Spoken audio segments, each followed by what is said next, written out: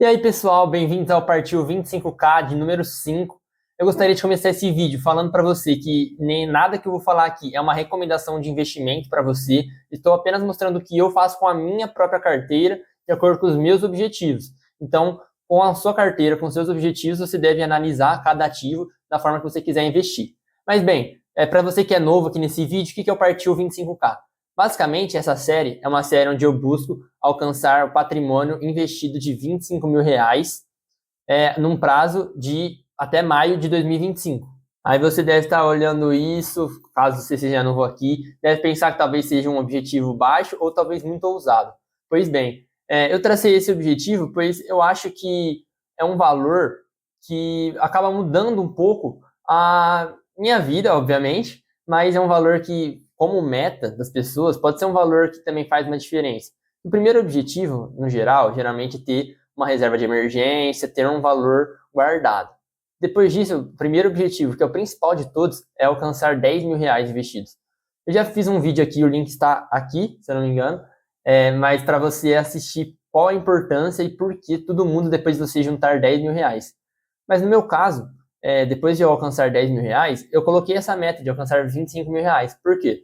R$ 25.000, por exemplo, é um quarto de R$ 100.000, que aí é outro checkpoint para, como se fosse num jogo, um outro checkpoint importante. E também, se você for analisar 1% de 25 mil, seriam R$ 250.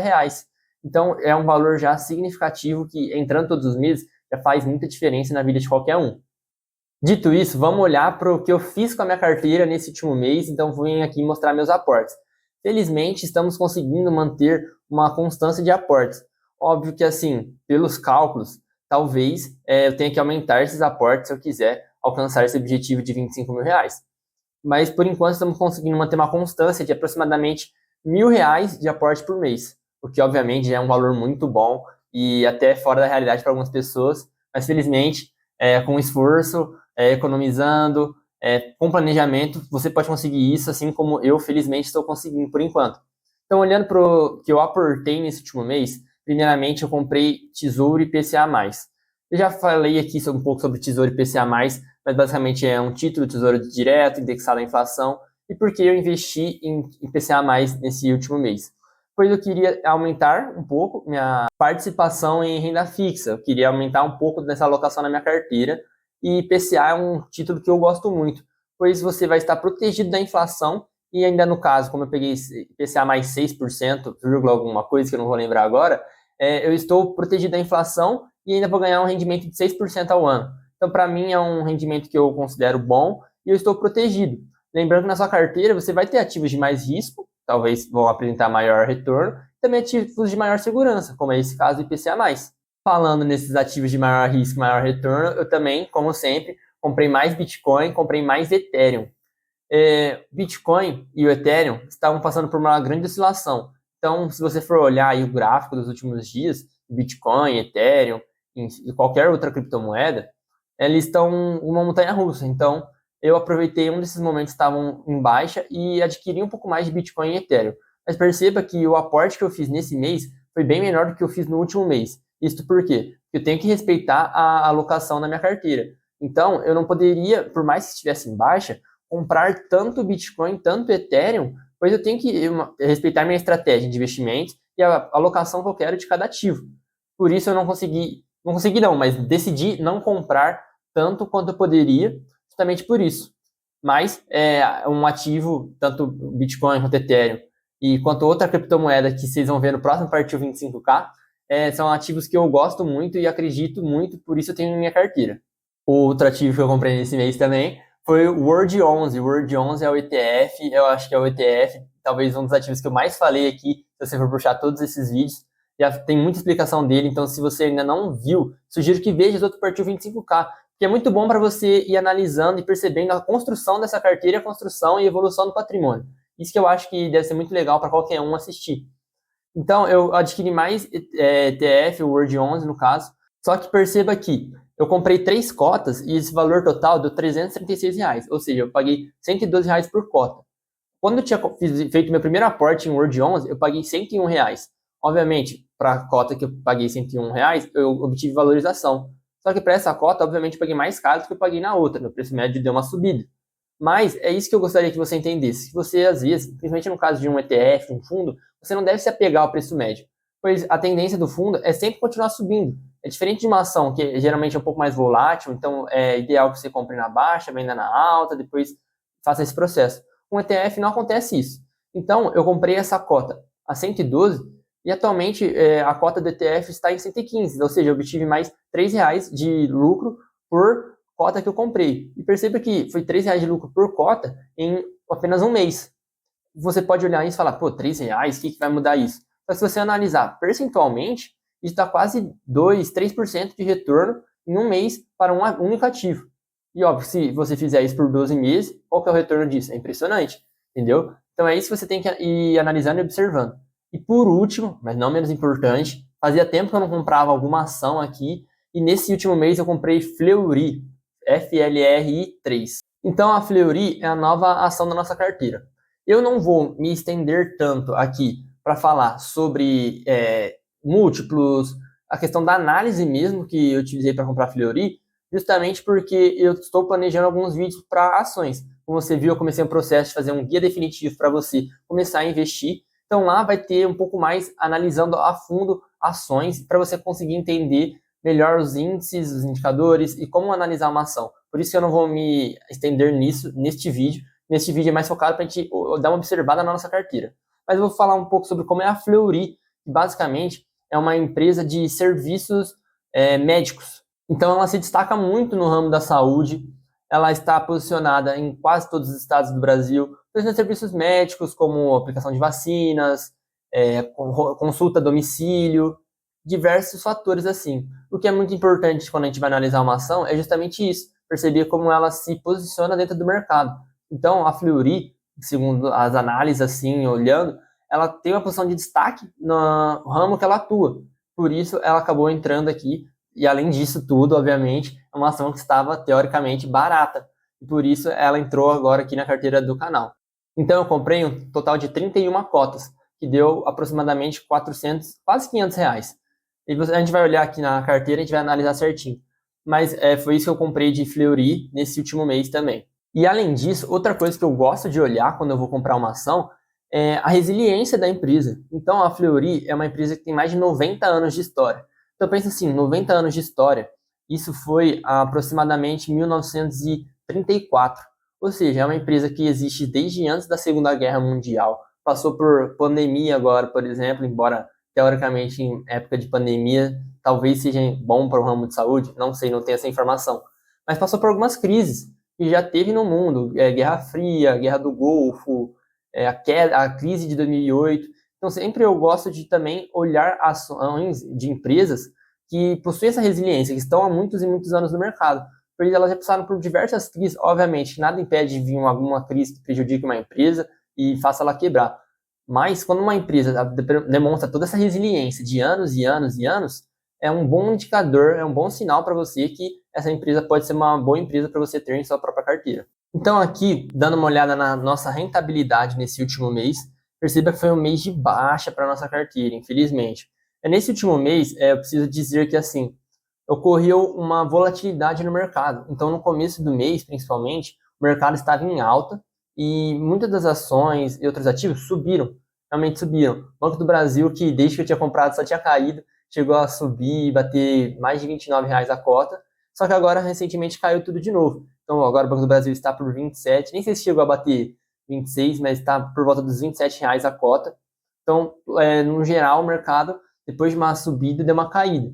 Mas perceba que isso não ocorreu só para mim.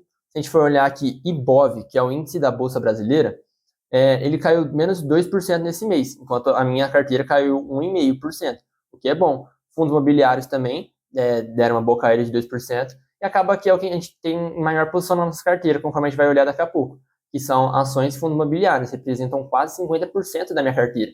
Então, se 50% da minha carteira, em tese, representaria uma queda de 2%, obviamente, de forma geral, minha carteira caiu. O Bitcoin, nesse último mês, subiu, como você pode ver aqui, 3,28%. Só que o Ethereum ainda não representou a mesma recuperação que o Bitcoin. Então, por isso que ainda não deu um up tão grande assim, mas teve momentos também no mês que ambos estavam um bom preço e estavam com uma rentabilidade boa na minha carteira. Mas isso não importa, porque a gente sabe que a longo prazo tudo isso vai se acertar. Enquanto o CDI subiu 0,8% no mês. Para quem não viu meu podcast, MM Podcast, se você ainda não viu, o link está aqui na descrição. Lá eu também falei um pouco sobre a última reunião do Copom e eu falo um pouco sobre esses cenários macroeconômicos. Se você quiser dar uma olhada, eu falei também sobre o CDI, para caso você tenha interesse, lá eu consegui falar de uma forma um pouco mais profunda sobre o que essa reunião do Copom significa. Mas se a gente for olhar, por exemplo, para o último boletim Focus, que é um boletim que o Banco Central solta toda semana, a previsão da Selic para o final do ano agora está em 11,75%, o que é um patamar muito alto, porque se a gente for olhar para o começo do ano, no começo do ano, a previsão dos economistas, pessoal de mercado, Banco Central, era de termos uma Selic, o CDI, agora no final do ano, de 9%, enquanto agora a previsão está para 11,75%, que é algo que chocou todo mundo. E me chocou, inclusive, porque quando você olha para a última reunião, eles subiram 0,25 pontos percentuais. Beleza. A previsão estava para terminarmos o ano em 11,25%, ou seja, seria subir 0,25% nas próximas duas reuniões. Só que agora, com essa previsão de 11,75%, significa que nas próximas duas reuniões do Copom, eles vão subir o valor da Selic em 0,5% em cada reunião. O que também eu acho meio estranho, obviamente. Pode e provavelmente vai acontecer, mas é muito estranho essa medida para a nossa economia brasileira atual. Então, para você que às vezes pode estar de olho em renda fixa, pode ser um bom indicador. Para você que gosta de investir na bolsa, eu sugeriria que o quê? Começasse já a acompanhar agora os ativos, já faz análise, já vai separando dinheiro, porque talvez o mercado acionário tenha mais uma queda, só que aí vai estar num preço muito bom para você comprar ótimos ativos. Agora, olhando aqui o desempenho da minha carteira desde o início dela, se eu não me engano é 13 de março, sempre confundo, mas estamos com menos 1,5% de valorização. Como eu disse, assim, aqui eu não sou nenhum expert, estou aprendendo assim como vocês. Então, obviamente, se eu, por exemplo, começasse minha carteira hoje, com o conhecimento que eu tenho hoje, ao invés de quando eu comecei, obviamente teria um desempenho muito melhor. Mas, como eu disse, eu não me preocupo com isso, pois eu tenho certeza que a longo prazo tudo isso aqui vai se recuperar. E essa é a mentalidade que você tem que ter na sua carteira também. E aqui, olhando a parte, provavelmente você, investidor pessoa física, deve mais gostar a parte dos proventos que você recebe todos os meses. Então, nesse último mês, eu recebi R$ 42,43 de proventos. Vamos olhando aqui, quem mais pagou para a gente foi CPTS 11, pagou R$10,85. Eu tenho 134 cotas, me deu um dividend yield de quase 1% esse último mês. Perceba que nosso porcentagem de dividend yield on cost, está muito boa. Obviamente, pessoal, não se apeguem às siglas, como disse, vou explicar um pouco melhor para vocês. Mas, basicamente, dividend yield é o quanto pagou de provento dividido pelo preço daquela ação, ou seja, se a ação é R$10 e o provento foi de R$1, isso representa um dividend yield de 10%, pois é 10% de R$10. E yield on cost é em cima do preço que você pagou. Então, qual que é a diferença?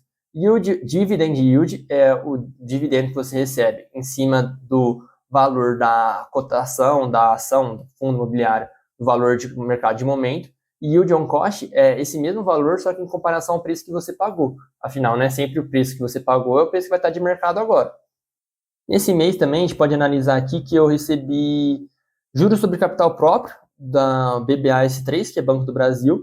Por isso, tivemos um leve aumento, porque eu considero assim que vai pingar mensalmente, obviamente, os fundos imobiliários, pois eles pagam mensalmente. Agora, as ações geralmente pagam dividendo trimestral. Por isso que foi bom a gente ter recebido esse juros sobre capital próprio do Banco do Brasil. Aqui, nesse gráfico, a gente pode observar como está a composição da minha carteira atualmente. Então, perceba aqui, ó, nossa maior posição é em fundos imobiliários, que já consegui dar uma reduzida, como eu disse, não sei se foi no 4 ou no 3 do Partiu 25K, que eu gostaria de reduzir minha posição em fundo imobiliário. Então, eu consegui fazer isso, né? A posição de fundo imobiliário atualmente é de 23,83%. Temos 21% em ação, quase 17% em criptomoeda, 14% em ETF, 3% em Tesouro Direto, 9% em LCI, que somado, né, dá 22% em renda fixa. Olhando aqui para a nossa carteira, o que eu gostaria de fazer? Eu gostaria de aumentar ainda mais a minha posição em ETF, manter a posição em criptomoedas. Eu acho que eu não farei mais nenhum novo aporte em criptomoeda nesse próximo mês, mas se valorizar, obviamente, essa posição em percentual da carteira vai subir, né? Eu pretendo, tá, aumentar minha posição em ações. Só que, como eu disse, ações é algo um pouco, não digo mais complicado, mas tem muita ação. É muito mais difícil para você escolher uma ação para investir.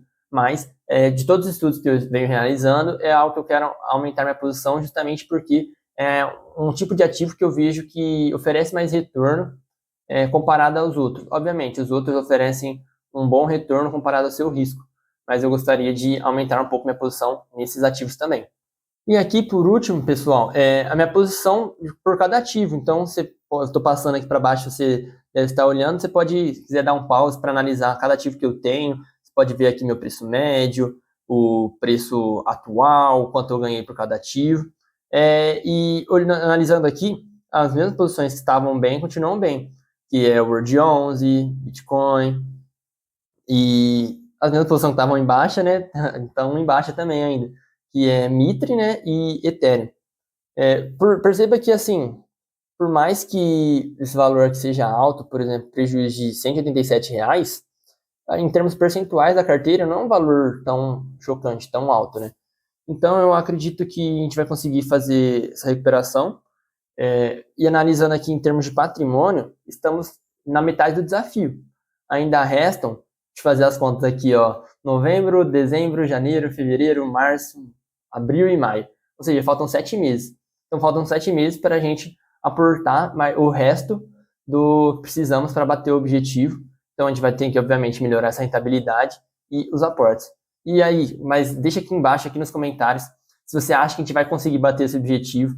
Me segue no Instagram, mm_negócio. Como eu disse, assista meu podcast, MM Podcast, lá no Spotify. Deixe seu like, se inscreva no vídeo e até o próximo vídeo aqui do MM Negócio. Valeu?